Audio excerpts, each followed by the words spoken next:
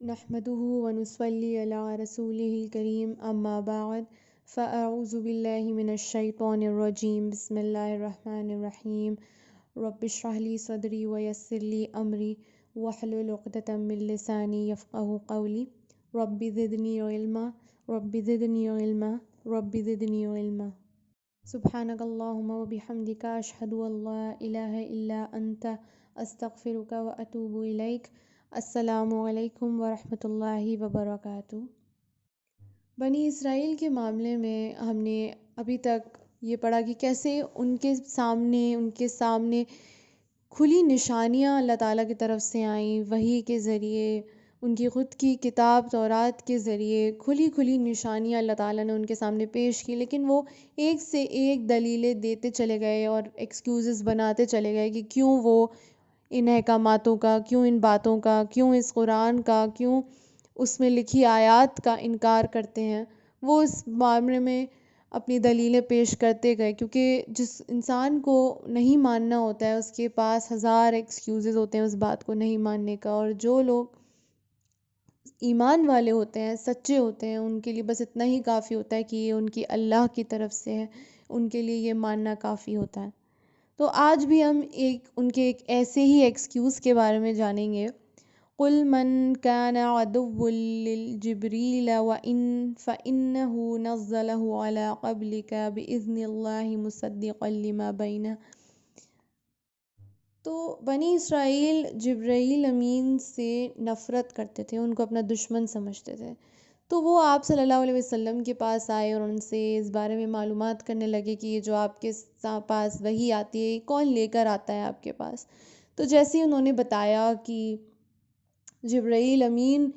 یہ میرے پاس اللہ تعالیٰ کی طرف سے وحی لے کر آتے ہیں، کیونکہ وہ اللہ تعالیٰ کے اطاعت گزار فرشتے تھے اور حامل قرآن ہیں جبرائیل علیہ السلام، تو وہ اللہ تعالیٰ کی طرف سے وحی لے کر آتے تھے۔ تو انہوں نے یہ کہا کہ جبرائیل تو عذاب کا فرشتہ ہے، کیونکہ بنی اسرائیل میں ہم پہلے پڑھ چکے ہیں کہ کیسے پوری کی پوری بستیاں اللہ تعالیٰ کے اذن سے، اللہ تعالیٰ کے حکم پہ جبرائیل علیہ السلام نے پلٹ دیں،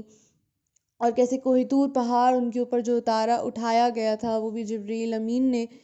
اللہ تعالیٰ کے حکم پہ کیا۔ تو ان کو یہ عذاب کا فرشتہ سمجھتے تھے۔ کیوں عذاب کا فرشتہ سمجھتے تھے یہ آگے اس بات کا بیان ہوا ہے، کیونکہ اللہ تعالیٰ فرماتا ہے کہ جو قرآن ہے، جو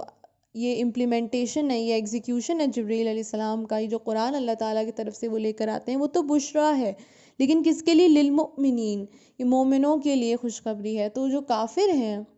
جو انکار کرنے والے ہیں، ان کے لیے کیسے یہ ایک خوشخبری، ایک خوشی کا باعث بن سکتا ہے؟ کیونکہ وہ تو نافرمان لوگ ہیں، تو ان کے لیے یہ جو خوشخبری ہے، جو قرآن ہے، یہ ان کے لیے ایک دم الٹ ہی ان کے لیے معنی ہوگا، تو ان کے لیے یہ چیز اچھی ہو ہی نہیں سکتی، یہ بشریٰ ہو ہی نہیں سکتی۔ تو اللہ تعالیٰ فرماتا ہے کہ جبرائیل امین اور تمام فرشتے یہ تو اللہ تعالیٰ کے فرم برداری کرتے ہیں، اللہ تعالیٰ کا جو حکم ہوتا ہے یہ اس کو کر دیتے ہیں۔ تو یہ سب جو ان کے اوپر آ رہا ہے، یہ سب جو عذاب آ رہے ہیں یا جو بھی آزمائشیں آ رہی ہیں، یہ سب اللہ تعالیٰ کی ہی طرف سے آئی ہیں۔ تو وہ لوگ یہ کہتے تھے کہ یہ جبرائیل امین لائے ہیں تو ہم اس کو نہیں اپناتے، اگر یہ میکائیل لائے ہوتے تو ہم ان کو آزما لیتے۔ میکائیل جس فرشتے کی بات ہو رہی ہے وہ بارش لانے کے لیے رسپانسبل تھے، تو یہ ان کا کام، جیسے تمام فرشتوں کے اپنی الگ الگ کام ہیں، تو جب میکائیل کا کام تھا کہ بارش لانا، تو بارش سے کیا ہوتا ہے؟ ایک نئی زندگی، ایک نئی جو ایک انرجی ہے وہ ریویمپ ہوتی ہے زمین میں، تو ہر چیز ایک بلوم کرتی ہے، ہر چیز ایک خوشحالی چاروں طرف پھیلتی ہے جب کبھی بارش آتی ہے۔ تو قرآن بھی اس ایک سینونیمس ہے کہ قرآن بھی جو وحی ہے وہ بھی ایک بارش کی طرح آتی ہے جو کہ خوشحالی پوری چاروں اور پھیلا دیتی ہے، اور دونوں ہی جو ایگزسٹنگ تاثیر ہے اس کو بدلنے کا کام کرتی ہیں، تو اس لیے ان دونوں کا ذکر ساتھ میں کیا گیا۔ لیکن حالانکہ جو ایمان والے لوگ ہیں وہی اس بات کو سمجھ سکتے ہیں، بنی اسرائیل کا مطلب یہاں پر صرف ایکسکیوز دینا تھا کہ ہم ان کی بات نہیں مانتے کیونکہ وہ تو ہمارے لیے عذاب لاتے ہیں، تو میکائیل اگر یہ لاتے تو ہم ان کی بات مان لیتے کیونکہ وہ تو ہمارے لیے بارش لے کر آتے ہیں۔ پھر اللہ تعالیٰ فرماتا ہے وَلَقَدْ أَنزَلْنَا إِلَيْكَ آیَاتٍ بَيِّنَاتٍ، تو جو قرآن ہے یہ تو ایک بخود روشن ہے، اس کو کسی اور لائٹ کی ضرورت نہیں ہے، یہ تو خود ہر چیز کو واضح کرنے والا ہے۔ تو جو اس کو انکار کرے گا، جو اس کا انکار کرے گا، جو اللہ تعالیٰ کے فرشتوں کا انکار کرے گا، جو کہے گا کہ جبریل ہمارے دشمن ہیں یا کوئی بھی اللہ تعالیٰ کا فرشتہ یا رسول ہمارا دشمن ہے، تو وہ اللہ تعالیٰ کا دشمن ہے۔ تو اللہ تعالیٰ نے کھلے طور پر اس کو واضح کر دیا کہ جو اللہ تعالیٰ کے نزدیک ہیں، اگر ان سے کوئی دشمنی کرتا ہے تو وہ انڈائریکٹلی اللہ تعالیٰ کا دشمن ہے، اور اللہ تعالیٰ کافروں کا دشمن ہے۔ جو انکار کرتے ہیں، فاسقین جو انکار کرتے ہیں، اپنی من مرضی کرتے ہیں، اللہ تعالیٰ ان کا دشمن ہے۔ اس کے بعد اللہ تعالیٰ فرماتا ہے أَوَكُلَّمَا عَاهَدُوا عَهْدًا نَبَذَهُ فَرِيقٌ مِّنْهُمْ، تو یہ لوگ کا یہ نئی چیز نہیں ہے، ہم بھی پہلے پڑھ چکے ہیں کہ یہ ان کے لیے کوئی نئی چیز نہیں ہے، وہ تو انکار کرتے ہی آئے ہیں، ان کو نہیں ماننا ہے تو نہیں ماننا ہے، کتنی ان کو چانسز دیے گئے، لیکن اللہ تعالیٰ ان کو مہلتیں دیتا گیا، لیکن اللہ تعالیٰ فرماتا ہے کہ یہ کوئی نئی چیز نہیں ہے، ان کے لیے عہد توڑنا عام بات ہے، یہ لوگ یہ کرتے آ رہے ہیں۔ اور اس میں سے جو میجورٹی ہے، بل اکثرهم لا یؤمنون، میں جو میجورٹی ہے، اکثریت یہ ہے کہ یہ لوگ ایمان نہیں لاتے، ان میں سے بہت کم لوگ ہیں، اور پہلے بھی ہم پڑھ چکے ہیں قلیلہ، بہت کم لوگ ہیں جو ایمان لاتے ہیں ان میں سے۔ تو یہ لوگ وعدہ توڑنے ہی والے ہیں، ان کا پہلے کی بات ہے، جیسے ایک وعدہ انہوں نے آپ صلی اللہ علیہ وسلم سے کیا تھا کہ میثاق مدینہ، یہ ایک ٹریٹی تھی، تو اس میں 3 گروہ انوالوڈ تھے، مسلمان انوالوڈ تھے، یہود تھے، مشرکین عرب انوالوڈ تھے، تو یہ 3 گروپس پارٹیز انوالوڈ تھیں اس میں۔ تو یہ اگریمنٹ ان کی ایک یہ ہوئی تھی کہ اگر باہر سے کوئی حملہ نہیں ہوگا، اگر حملہ ہوتا ہے تو سب یہ سارے تینوں گروہ جو ہے وہ ساتھ میں مل کر، باہری پاور سے اگر کوئی حملہ ہوتا ہے تو یہ تینوں مل کر ساتھ میں لڑیں گے۔ تو اس کے بعد جنگ احد ہوئی، جنگ بدر ہوئی، دونوں میں ان لوگوں نے وائلیشن کرا۔ تو یہاں پر یہ لوگ بے ایمان لوگ ہیں، ان کا کوئی ایمان نہیں ہے، دین سے کوئی تعلق نہیں ہے، تو ظاہر سی بات ہے ان کے لیے عہد توڑنا کوئی بہت بڑی بات نہیں ہے۔ تو انہوں نے نبی کو، کتاب کو، سب کو اگنور کیا اور ایسے بیہیو کرا کہ آپ صلی اللہ علیہ وسلم کی جب آنے والے تھے تب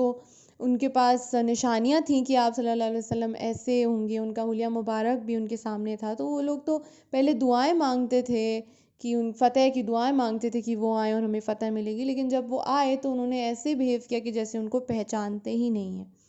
اس کے بعد سلیمان علیہ السلام کا یہاں پر ذکر ہے کہ سلیمان علیہ السلام کو اللہ تعالیٰ کے پیغمبر تھے، اور اللہ تعالیٰ کی طرف سے ان کے پاس بہت بڑی بادشاہت اللہ تعالیٰ نے ان کو عطا کی تھی، ان پر ہوا، پہاڑ، جنات، یہ سب کو کنٹرول کرتے تھے۔ تو یہ جو تمام شیاطین تھے یہ ان سب کی بیڑیوں میں تھے، لیکن شیطان نے ان لوگوں کے دماغ میں ڈالا کہ انہیں جادو ٹونے آتے ہیں، وہ جادوگر ہیں سلیمان علیہ السلام کو، حالانکہ وہ ان جنات کو اور سب کو اپنے کنٹرول میں کر سکتے تھے، لیکن جنات ان کے لیے مطلب باقاعدہ کام کرتے تھے ان کے لیے، لیکن شیطان نے سب کے دماغ میں یہ وسوسہ ڈال دیا کہ یہ خود جادوگر ہیں اور یہ نقصان کا باعث ہیں سب لوگوں کے لیے، تو انہوں نے ان کو بدنام کرنا، لوگوں نے ان کو بدنام کرنا شروع کر دیا۔ تو اللہ تعالیٰ یہ چیز بھی یہاں پر واضح کر رہا ہے کہ وہ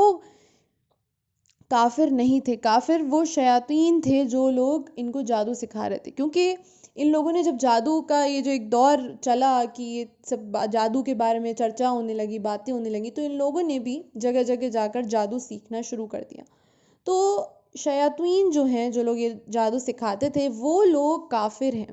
اور سلیمان علیہ السلام کافر نہیں ہے۔ اللہ تعالیٰ نے یہ چیز بھی یہاں پر واضح کر دی۔ اس کے بعد کیونکہ اللہ تعالیٰ کی طرف سے 2 اللہ تعالیٰ نے فرشتے بھیجے تھے، ہاروت اور ماروت، جو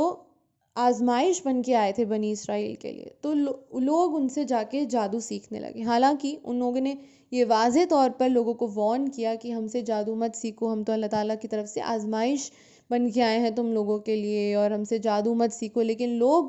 اس آزمائش کو سمجھ نہیں پائے، اس سے ابھر نہیں پائے، اور ان سے جادو سیکھا، اور وہ لوگ بار بار ان سے کہتے تھے کہ ہم ایک فتنہ ہیں، تو تم کفر مت کرو ہم سے سیکھ کے، لیکن وہ لوگ سیکھنے لگے ان سے. اور کون سا سیکھتے تھے؟ خاص طور پہ میاں بیوی میں علیحدگی کروانا، میاں بیوی میں دوری بنانا، سب سے بدترین یہ جو ہے یہ کام ہے. اور شیطان سب سے زیادہ اس کا انٹرسٹ اسی میں ہوتا ہے کہ کیسی طریقے سے میاں بیوی میں اختلاف پیدا کر دے، کیونکہ اس سے پورا گھر کا نظام جو ہے وہ ڈسٹرب ہو جاتا ہے. تو اس کا سارا دھیان اسی چیز پر رہتا ہے کہ کیسے میاں بیوی میں ایک جھگڑا ڈال دے کسی بھی طریقے سے. اور اللہ تعالیٰ کو یہ سخت ناپسند ہے، اور شیطان بہت زیادہ اس پہ گرو محسوس کرتا ہے، بہت زیادہ خوش ہوتا ہے، ناز محسوس کرتا ہے یہ کام کروا کے. تو یہ لوگ یہ چیز بدترین جو چیز ہے اس کو سیکھتے تھے. لیکن پھر اللہ تعالیٰ نے یہ بھی واضح کر دیا ان سب کا ذکر کے بعد کہ جادو اب برحق تو ہے، سچ ہے کہ ہوتا ہے اور اثر بھی ہوتا ہے، آپ صلی اللہ علیہ وسلم پر بھی ہوا. لیکن جب تک نہیں اس کا اثر کتنا ہونا ہے کہ نہیں ہونا ہے، یہ صرف اللہ تعالیٰ کے اذن پہ ڈپینڈ کرتا ہے. تو یہ برحق ہے، لیکن اللہ باذن اللہ، کتنا اثر ہونا ہے یا نہیں ہونا ہے، یہ سب اللہ تعالیٰ کی مرضی کے بغیر نہیں ہوتا. تو ہم یہ نہیں کہہ سکتے کہ اس میں اللہ تعالیٰ کا کوئی اختیار نہیں ہے، نعوذ باللہ. اس میں اللہ باذن اللہ، یہ اللہ تعالیٰ کے اذن پہ ڈپینڈ کرتا ہے کہ اس چیز کا اثر ہوگا یا نہیں ہوگا. یہ چیز بھی اللہ تعالیٰ نے واضح طور پہ بتا دی.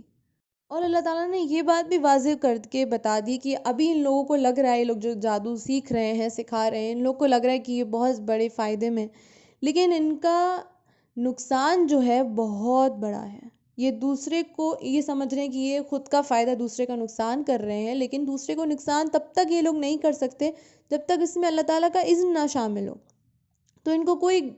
ناز محسوس کرنے کی کوئی بات نہیں ہے. حالانکہ اور اس کے اوپر سے ان کو اپنے لیے برا فیل کرنا چاہیے، کیونکہ ان کو پتہ نہیں ہے کہ ان کا نقصان آخرت میں کتنا ہے. اللہ تعالیٰ فرماتا ہے ما لہو فی الآخرتی من خلق، ان کا آخرت میں کوئی بھی حصہ نہیں ہے، کوئی حصہ نہیں ہے ان کا آخرت میں. ان کو پتہ نہیں ہے یہ کتنا اپنے اوپر ایک ظلم کر رہے ہیں، اپنے لیے خود ہی کے لیے غلط کر رہے ہیں. ابھی تو ان کو لگ رہا ہے کہ انہوں نے بہت بڑا کام کر دیا، جو آگے بڑھ رہا ہے اس کی زندگی کو مشکل بنا دیا، بدترین بنا دیا. لیکن ان کو معلوم نہیں ہے کہ ان کا کتنا بڑا نقصان ہے. جیسے لبید بن احسن تھے جنہوں نے آپ صلی اللہ علیہ وسلم پر جادو کیا تھا. تو حالانکہ ان پر اثر ہوا تھوڑا، لیکن اسے اب اس بات میں بہت ناز تھا کہ ہم نے آپ صلی اللہ علیہ وسلم پر جادو کا اثر اس نے کر دیا. لیکن اللہ تعالیٰ کو یہ منظور تھا، کیونکہ اللہ تعالیٰ کو اس کا کاٹ بتانا تھا، اللہ تعالیٰ کو اس کا توڑ بتانا تھا، اور اللہ تعالیٰ یہ دکھانا چاہتا تھا کہ یہ ساری چیزیں